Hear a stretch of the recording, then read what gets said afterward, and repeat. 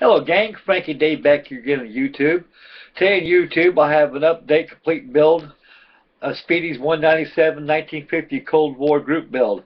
I just completed my F-94C Starfire by Lindberg in the marvelous scale of 1/48.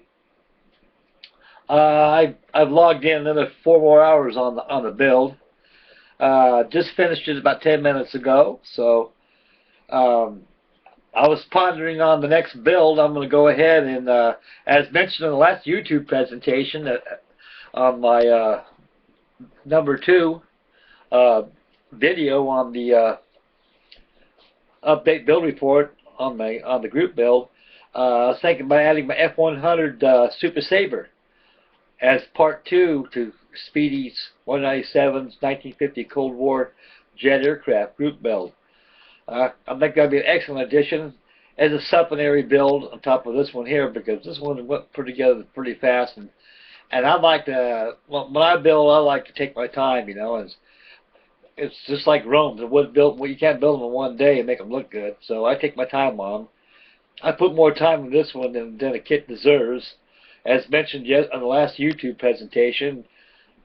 An average person, a beginner, a novice, or however you put it, or even a pro builder can build this thing within 15 minutes to half an hour, and you're good to go to the next build. But adding all that tin foil on it, all that aluminum foil on it, was a tedious job. So it actually improved this the kit very much. It's not better than it was came out of the box. And somehow about adding aluminum foil on it really fills the bill as aluminum colored aircraft. Right here, I'd like to present my Lindberg 1/48 scale F-94C Starfire. There she is, folks. I'll give a little walk around here so you guys can take a look at it. I'll shut my mush while you guys look at it a little bit.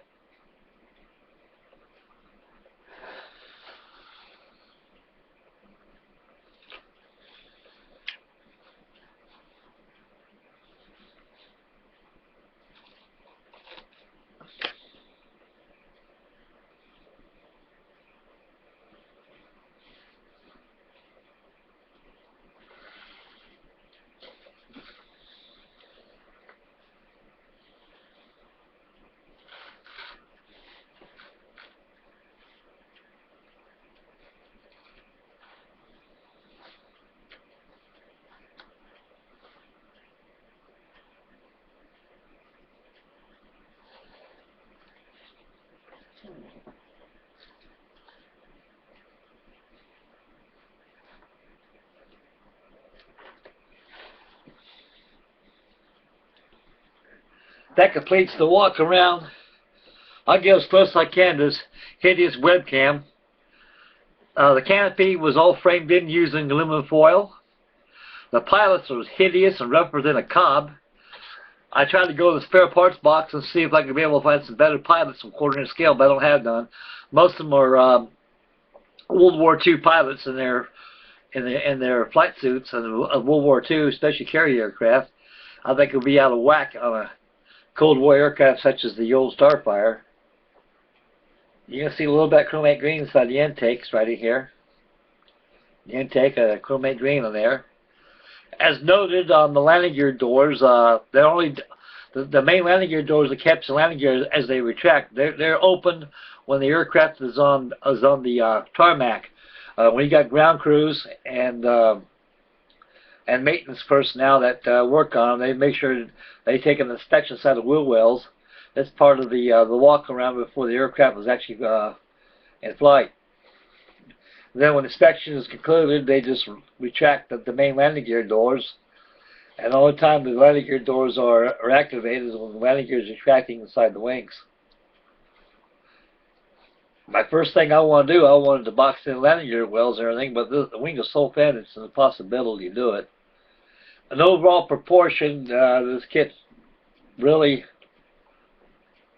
it's not all truly accurate, but an overall appeal by looking at it and view of the model itself, it's It's pretty much, you can tell it's a Starfire. No mistake about it. And the other side is done just as good as the top side. I airbrushed the insignia red on the wingtips and also the auxiliary fuel tanks on top of the vertical stabilizer, the tail.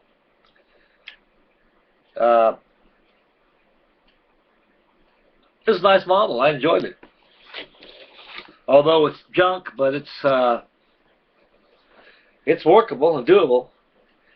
So anybody who wants to attack one of these Lindberg kits, try your hand at using Reynolds Rep aluminum foil. You'd be amazed and astounded by how well that stuff works. And one thing good about aluminum foil, fellas, you don't have to worry about spraying no darn sealer on there or nothing like that. You can use your bare hands and don't oxidize aluminum foil at all. But I try not to handle as much as I can. The only time I handle it is when I take it to the model shows, or even showing you great fellows out there. On the next YouTube video I'm going to do, I'm going to make an inbox review introduction to the supplementary Part 2 speedys197 Cold War jet aircraft group build. I slept on it last night as I hit the fart sack, and I said that'd be a pretty good addition to add to the build. A lot of other fellows out there, they're probably still building theirs, so I don't want to be the first one done and goes to somewhere else. So I just more or less, I enjoy Cold War aircraft. It's a very significant part of history, especially when I grew up back in the 1950s and the 40s and everything. It's remarkable how aircraft like this is involved in what we have today. The F-94C Starfire, it was more or less as an interceptor, and it was a pretty good aircraft for its day. On the kit, there's no ordnance at all, so my advice to you out there, fellas, is if you guys ever get your hands on a F-94C Starfire, try to hunt down the old Revell 1955 release. It's a much better model than the Lindberg kit. And Kitty Hawk 2 models, they make one in 1/48 scale also, and there's oodles of 1/72 scale ones out there too as well. It depends on what scale you prefer.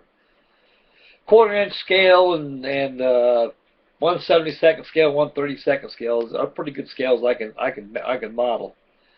But you get those 1/44 scales, whew, boy, you gotta have eyes like an owl to be able to build them things. I'm getting old, and my eyes ain't as good as they used to be, and so thank heavens for these. These are extra set of eyeballs that I enjoy using, so I highly recommend any of you great modelers out there, which you probably do have a pair of magnifiers. These are a must. These are a must. And you can be able to see up close what you're doing. And you can't rely on the old O-hose right here to do the job. And that was that.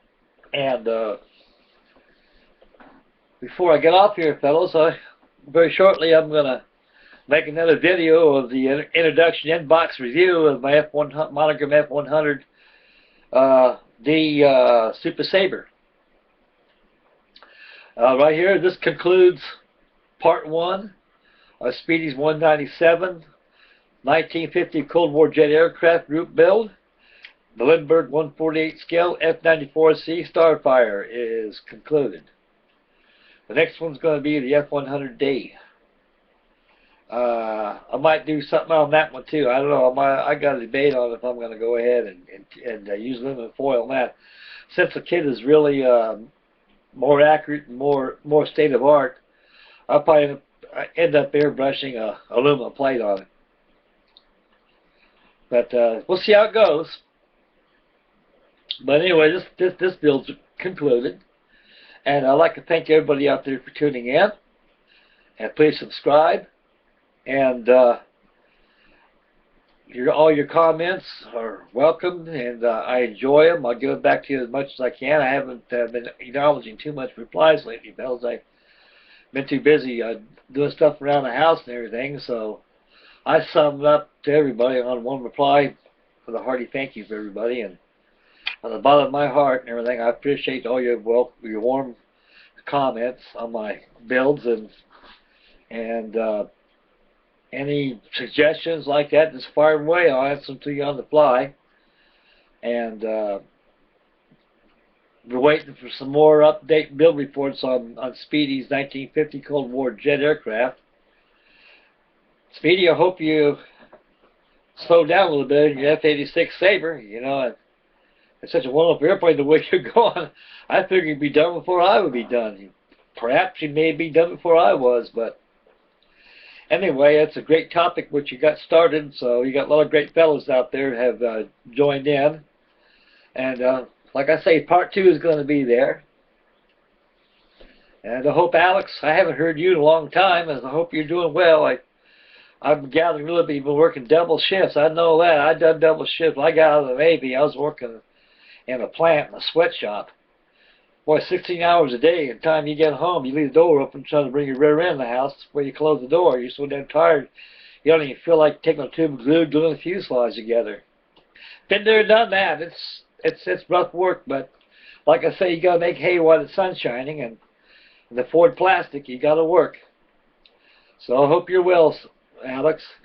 And Lenny, I hope you're good too and everything, and Baghead, and all you guys, Panzer Bill, and Walt, get that buff going. All you great guys out there, I'm honored. So again, I'd like to thank everybody for tuning in. This is Frankie Day signing off on update build report number 3, the conclusion of the F-94C Starfire 148 scale. Next build is going to be the F-100D Super Sabre by Monaghan Ravel. I'll see you boys on the next flip side. Thanks, fellas. May God bless, and we'll see you. Bye, boys.